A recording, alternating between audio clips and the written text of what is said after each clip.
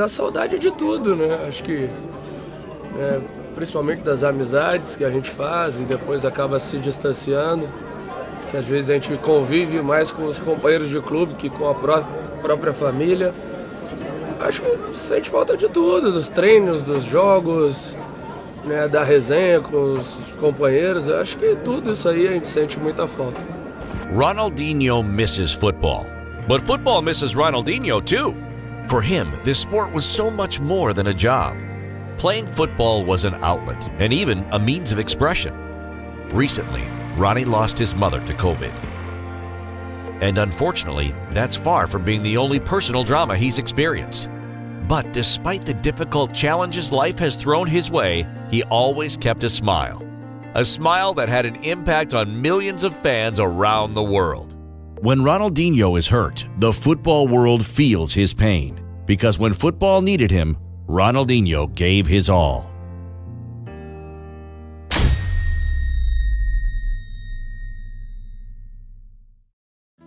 Our story begins on March 21st, 1980 in a favela in Porto Alegre.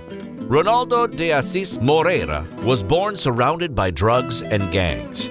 He grew up in a tight-knit family with his brother Roberto and his sister Daisy. Affected by poverty, they live in a wooden house. But João and Donna did everything so their kids weren't left wanting. His dad even had 2 jobs. In the week, he was a welder, and on the weekend, he oversaw the parking lot at Grêmio Stadium, the local club. A club which held a special place in the family's heart. Quickly, young Ronaldo followed the example set by his brother.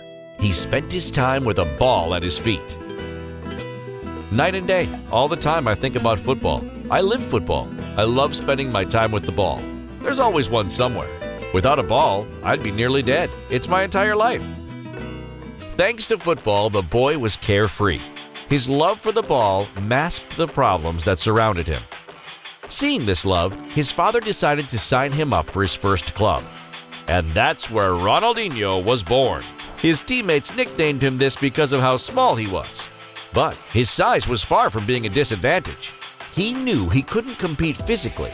He found the perfect tactics to beat his opponents. Thanks to his liveliness and explosiveness, his size was a major asset. When he wasn't at school, the boy played football. If his friends got tired, Ronnie relied on his dog Bam Bam. He had fun dribbling him to improve his technique. When I was really little, my father made me work on my shooting. Then my dog became my best playmate. He was the most faithful. He never got annoyed being dribbled. As long as he had a ball at his feet, Ronaldinho was happy. But at 8 years old, his life was thrown upside down. When he was coming back from football, he discovered his uncles and family friends in the kitchen. First, he thought it was for his older brother's 18th birthday. Then he saw his mom crying. Roberto took his younger brother into the bathroom and broke the terrible news. There was an accident. Dad is gone. He died. Ronnie didn't understand. For him, his hero was immortal. This blow would have floored many people, but not Ronaldinho. The kid was bruised, but not broken. While he no longer had his father, he could count on his older brother who took him under his wing. At that moment, Roberto had just signed his first pro contract with Grêmio, and Ronnie drew motivation from his success. He could also count on his smile, which never left his face despite these difficulties, and even on the strength of character his father passed on to him before he died. But Ronaldinho could count on one last thing that was perhaps the most important: football. When he was 13, he was noticed for his touch of madness and his smile. He was a local celebrity, but not everyone liked his style. For him, football was only a game. His dribbles, his skirmishes, he was the spitting image of his father. A father who had always encouraged him to play his own way, and who had always taught him to be himself. So Ronnie wasn't going to change for anything in the world.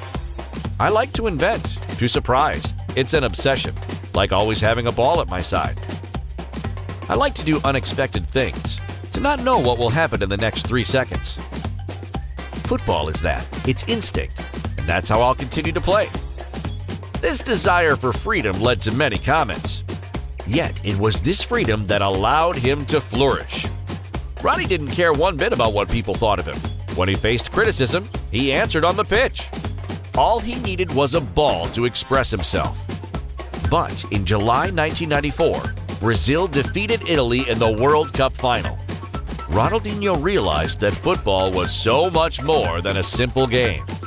During the crazy celebration, it's going to become clear to you what you want to do for the rest of your life.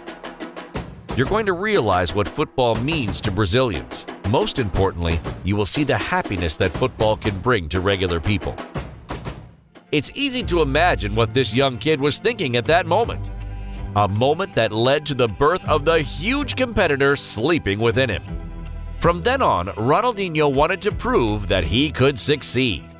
When he was 18, he took off at Grêmio, where he was still playing. 3 years later, he set off to Paris Saint-Germain. He discovered European football, and Europe discovered a footballing genius. I learned everything in Paris. I discovered really competitive football, which it was very difficult to play and establish yourself in. I think that a player that can stand out in France can play in any championship. In no time, Ronnie became a favorite at Parc des Princes. His fun-loving character and his technique impressed in France. In 2002, Ronaldinho achieved one of his childhood dreams. He became world champion. Ronaldinho was now a national hero. Revenge for someone who used to live in poverty, under constant judgment. All that while never losing his smile.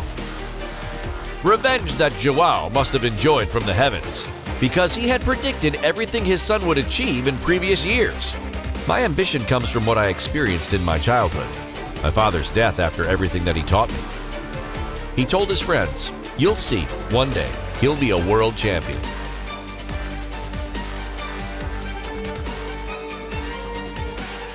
At FC Barcelona, Ronnie became a magician. You pay to see an artist put on a show. That's also why this player loved doing what he did. People will forget awards, but what's imprinted in their minds are my skills and my plays. They'll remember those forever. In 2005, Ronaldo de Assis Moreira was at the peak of his art. He won the Ballon d'Or. After this success, when he'd seemingly come full circle, the kid from Porto Alegre returned home. His career finished with highs and lows.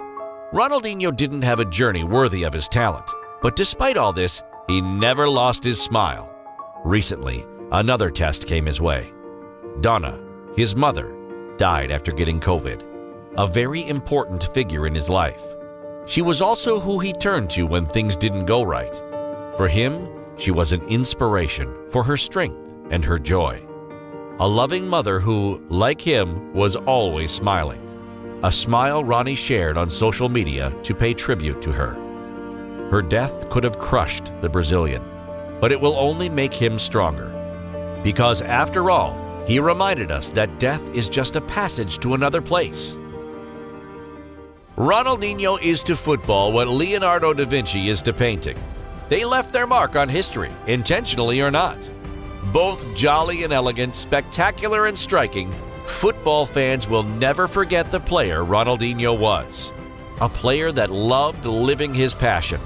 When Ronnie lost his mother, the entire world supported him, as if everyone was indebted to the happiness he'd produced. Because despite his infectious smile, Ronaldinho is still a human being that has endured painful tests.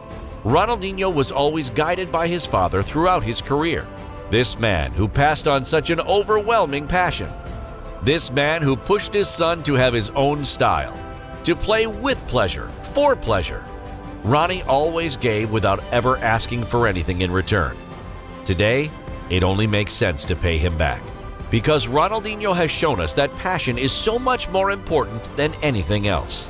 That thanks to never-ending love, anything is possible.